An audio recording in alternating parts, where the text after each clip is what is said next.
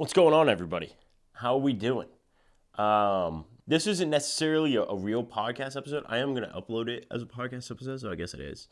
But I am going to sit down and kind of record a video like I did in my car. If you guys saw that, using multiple primary day singles, using multiple singles to drive progression for people that need a little bit more intensity on bench press, squat, or deadlift. I'm going to film something that's akin to that, meaning that I'm just going to kind of go stream of consciousness here. I'm going to kind of try and be a one-take Jake and just kind of talk about things that I think are pertinent, one, to a coach, just things that you can implement with your lifters and tell them to do, and two, for an athlete. And I'm not going to really dive into each of those individually, but I'm just going to talk about this concept of Dyad training. Now, Dyad training is something that we study in motor learning and motor control, mainly in rehabilitation settings, and mainly in settings where the sport isn't as super technique focused. So what is Dyad training? Dyad training is essentially an offshoot of observational learning, where after you execute something or after you practice something, you're partnered up with somebody and you watch them execute and practice the same thing. So the biggest example for this is somebody playing tennis, right? You might be told from your coach to, hit 100 tennis balls with a forehand. And after you're done hitting those 100 balls, you have your break and your partner goes and they hit 100 balls with their forehand. And you guys are both working on the same technique change. Maybe you're trying to not have the wrist snap over as much, or you're trying to control spin or anything like that. And what happens is through observation, you are actually able to learn and consolidate movement patterns and motor memories better than if you were to just take a rest or take a rest and be distracted by something, which is even worse. And what it kind of dives into is observational learning. So kind of observational learning is a little bit more of the ground floor of this. Basically, observational learning is somebody learning how to move through observation, through watching somebody else.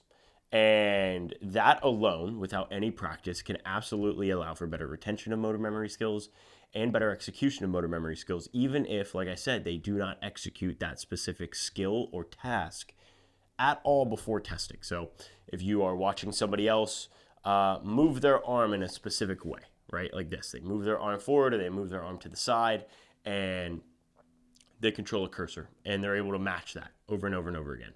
Without you absolutely knowing what the map is, what that, kind of visual motor map is for your limb movement to the cursor, after observing them over a certain period of time, you are able to perform that better than if somebody came in without any of that experience, right? And so that's number one. And what that kind of ties into is this idea of mirror neurons. So mirror neurons are these specific neurons in the brain that are around somatosensory or memory areas, kind of somatomemory or somatomotor cortices, where they will fire when you are watching somebody do something that is similar to something that you're currently training. So kind of if I'm sitting here and I watch somebody else do a squat, there are certain neurons in my brain that will fire and allow for plastic changes, meaning allow for better connectivity between different neurons, which means better synaptic transmission and better actual muscle recruitment at the end of the day, being able to perform the task better, perform the lift better, even though I'm not doing the specific lift. So those neurons will just fire, right? It's really cool. I don't remember the exact paper that kind of founded all of this, but it all died. I think it all is foundational in primate work, and then they kind of saw this in humans as well when we dive into other brain imaging stuff like functional MRIs or EEG or anything like that, right? Or electroencephalography, which is brain activity recording. So that's kind of the background there. Dyad training as a whole is just kind of on-off, where the off period is you watching somebody else do it. And it's based in observational learning, where you are specifically learning and having plastic changes at the brain level and at the muscular and the somatomotor level of neurons that will help you execute the task later on during a test or during your specific training bout. So, how do we use dyad training in powerlifting? And this is something that I encourage a lot of people to do. I haven't really talked to my clients about it, which is funny because I'm talking to you guys about it, but I'm not, talking to my own clients about it. And the way that I would have this executed for specific lifters is very different than how it's executed traditionally. Now, traditionally, with something like a tennis swing or a golf swing or a baseball swing or a baseball throw or anything like that, it is kind of a foundational movement. There's not too much leverages that come into play. In powerlifting, we get very minute with our changes. We get very small with these technique tweaks and changes that we have happen. And in something like this, it might not be beneficial to train with a partner that has different leverages than you. And I'm not asking people to go out and seek people who have the same leverages as them to train with. I think that would be inappropriate. That's just a little weird, right? Or be working through the same problems as somebody that is or is something that they're working on alone. And basically, where it dives off is the fact that you can't just outright watch somebody else in the gym deadlift, and then you deadlift and have the same response that you would like a tennis swing or a baseball swing. That's at least my opinion on this. There's no studies that outright, prove that. But in my mind, that makes sense. It's just in powerlifting, leverages play such a large role that I don't think it would work as well.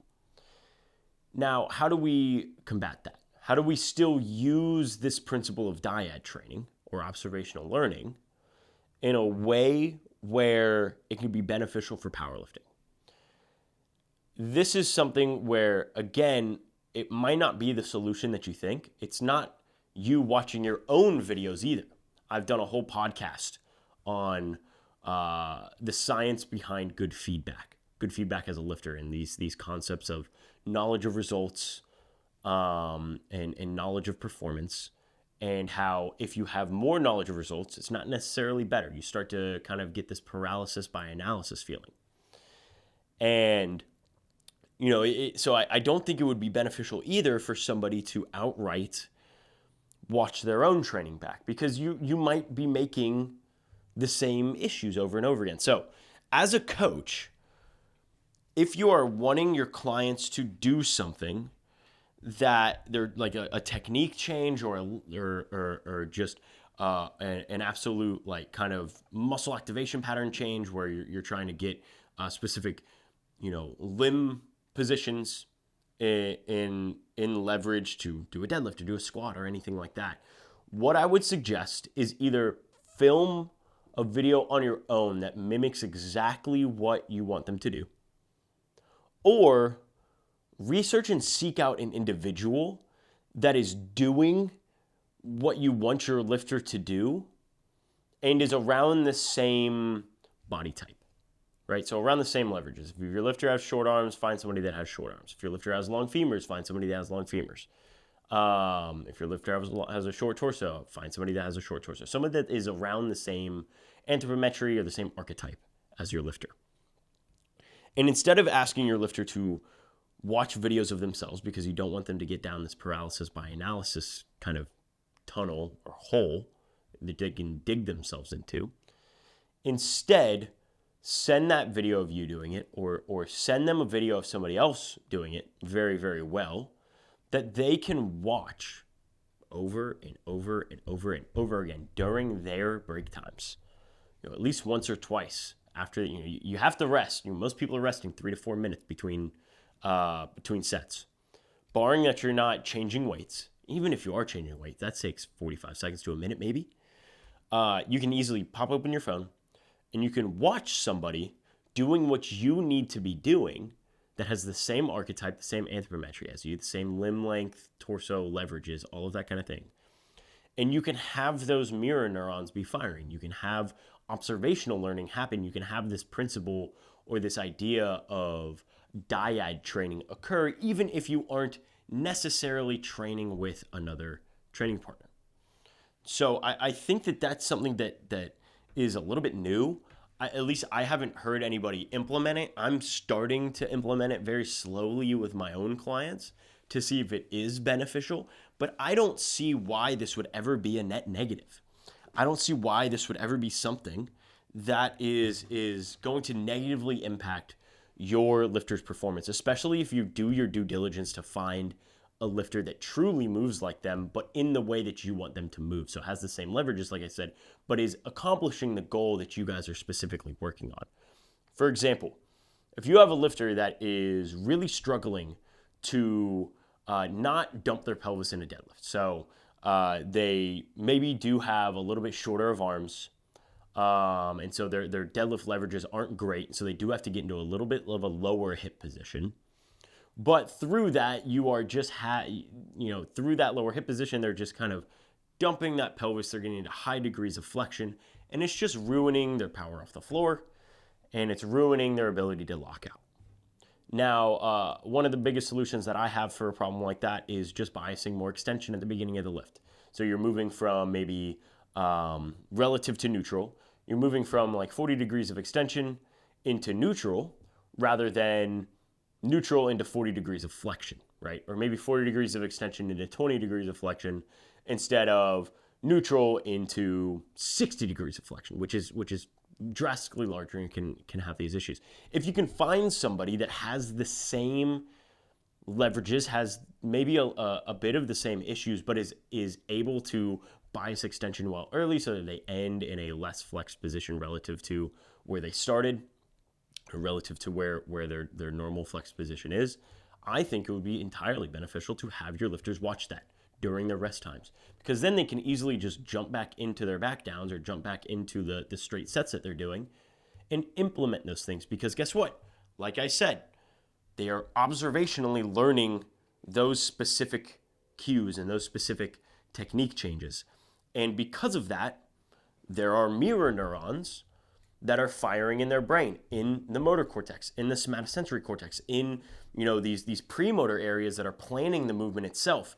And as those mirror neurons fire, they are connecting to the actual execution neurons that are sending signals down through the corticospinal path to the musculature to actually create muscle activation patterns that might be beneficial for the lifter and allow them to execute the lift well. So a little bit nuanced, but I definitely think this is something that could be beneficial to a lot of lifters. Like I said, this is something that I am personally using for my lifters. I'm slowly rolling it out to see if it's beneficial for long-term changes.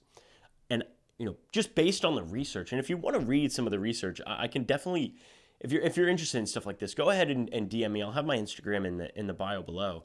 I'd love to be able to just talk this concept out first and foremost. But I don't see a reason why it wouldn't help. And if you're interested in this stuff, there is a lot of good work by Gabrielle Wolf. I've talked about Gabrielle Wolf in the past. Gabrielle Wolf is a very, very well-known researcher in the motor control and motor learning area. A lot of the stuff that she has done is around observational learning, around dyad practice, and where I've mentioned her before in my Powerlifting Now video and in a couple other pieces of content that I've made, is a lot of her research revolves around the focus of attention stuff, an external focus of attention versus an internal focus of attention. If you're interested in that stuff, I believe I have that, the science behind great feedback goes into stuff like that podcast episode, which I'll link in the description below as well as my Powerlifting Now video. I go through a full recap of all of that stuff, all the research and how you can implement it in my Powerlifting Now video. So please go find that too. But if you do have any questions about this stuff, I would love to be able to talk it out. Hit me up on Instagram. I would love to be able to talk about it. This is the stuff that I nerd out on. This is my field. This is what I'm getting my PhD in. So I really, really would love to talk to you guys about this. So thanks for listening if you got this far. Also, shout out Kevin Papa, shout out 110%. They support both me and the podcast. If you want to try any of their supplements, I highly suggest doing so. Best tasting pre-workout on the planet that actually works. This shit actually works. And it's not a ton of beta-alanine either. It's one thing that I really love about it. It's not a ton of beta-alanine. I don't get the ants itching in my skin or my kind of skin crawling. It's just enough to kind of wake you up and get you pumped up. and it tastes fucking great. It tastes so good. So please, check out papasups.com. I'll have the link in that description below as well. You can use code ROB at checkout for 10% off any other products, including all of their apparel, which is sick, by the way, or any of the supplements. So highly suggest checking that out. They also have a really good sleep supplement. And then second, of course, I'm taking on clients. If you want to come work with me, would love to be able to do that. I will say that anybody that's going to work with me, you will start about maybe a month, 3 weeks from now. I'm getting married, so I'll be gone for about a week and a half, and I don't want to have anybody start before that. So if you are interested in working with me, would love to be able to get on an inquiry call as soon as possible. So just DM me or fill out the inquiry form in the description, and then we can see if we'd be a good fit and start sometime in mid-July. But thank you for getting this far. I appreciate all of you guys, and as always, continue climbing.